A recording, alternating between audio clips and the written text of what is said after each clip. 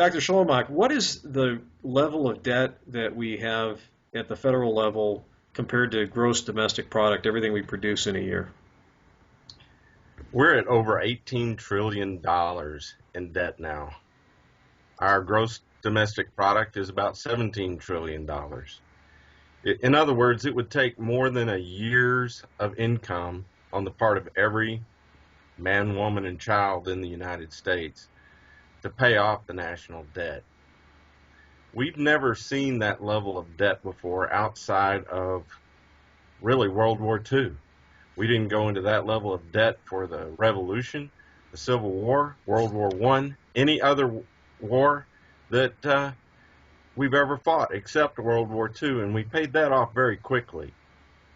We're in peacetime, and by some measures, we are at least 2/3 of the way to the level of debt, if you look at privately held debt, that we were in during World War II. The problem that I see with our debt level for our economy and for our future is what we're spending all this money for.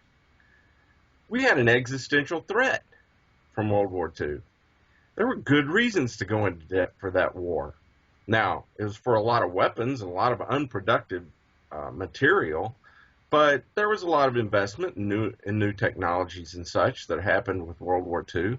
And quite frankly, the rest of the world helped us pay off that debt because we were the only modern economy left standing after the war. But now here we are in peacetime with competitors coming out our ears, and we're in a ridiculous amount of debt. For what? We're not in this debt for infrastructure. We're not in this debt for new dams. We're not in this debt because we're making tremendous investments in new technologies that otherwise we wouldn't be investing in.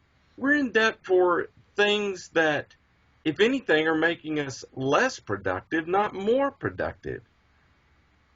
So economically, our future, I would argue, is being just fundamentally mortgaged away and frittered away for very little, basically nothing. Why should millennials get involved in the Compact for a Balanced Budget effort?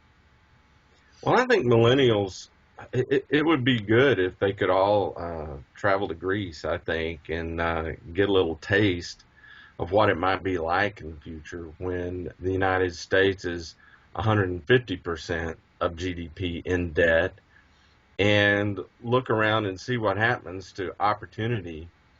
Already, millennials are living in abnormally high numbers with their parents. They already are in abnormally high numbers underemployed.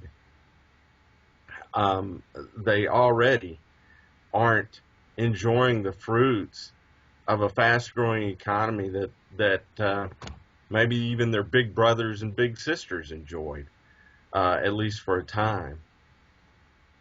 Imagine it getting it worse. Imagine getting even to the point that you have a PhD and you're just looking for a cook position at a McDonald's. I mean, that's how bad things can get when our economic system locks up due to uncertainty because of a nation's financial irresponsibility.